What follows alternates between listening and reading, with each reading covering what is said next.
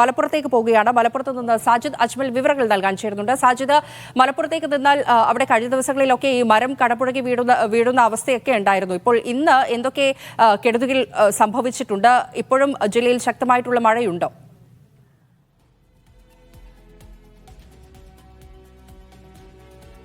പരിശ മലപ്പുറം ജില്ലയുടെ വിവിധ പ്രദേശങ്ങളിൽ ശക്തമായ മഴ തുടർന്നുകൊണ്ടിരിക്കുകയാണ്. പ്രത്യേകിച്ച് മലയോര മേഖലയിൽ അതിശക്തമായ മഴയാണ്. നിലമ്പൂർ മേഖലയിലൊക്കെ രാവിലെ മുതൽ തുടങ്ങിയ മഴ ഇപ്പോഴും നിന്നിട്ടില്ല. മലപ്പുറം ടൗണിലടക്കം ഇപ്പോഴും മഴ തുടരുകയാണ്.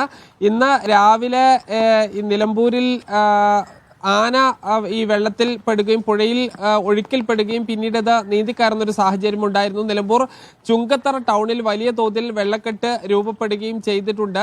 മലപ്പുറം ജില്ലയുടെ ഈ തീര പ്രദേശങ്ങളിലും താനൂർ അതുപോലെ തന്നെ തിരൂർ തുടങ്ങിയ മേഖലയിലെല്ലാം തന്നെ ശക്തമായ മഴയാണ് തുടർന്നുകൊണ്ടിരിക്കുന്നത്. പല ഭാഗത്തും വെള്ളക്കെട്ട് രൂപപ്പെട്ട് വാഹന ഗതാഗതത്തിന് ചെറിയ തോതിലുള്ള ഈ സമയമെടുക്കുന്ന ഒരു സാഹചര്യമുണ്ട്.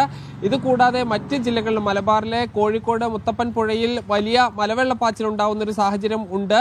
അതുകൊണ്ട് തന്നെ ഈ പുഴയുടെ തീരത്തുള്ള ആളുകൾ ജാഗ്രത പാലിക്കണമെന്ന നിർദ്ദേശം നൽകിയിട്ടുണ്ട്.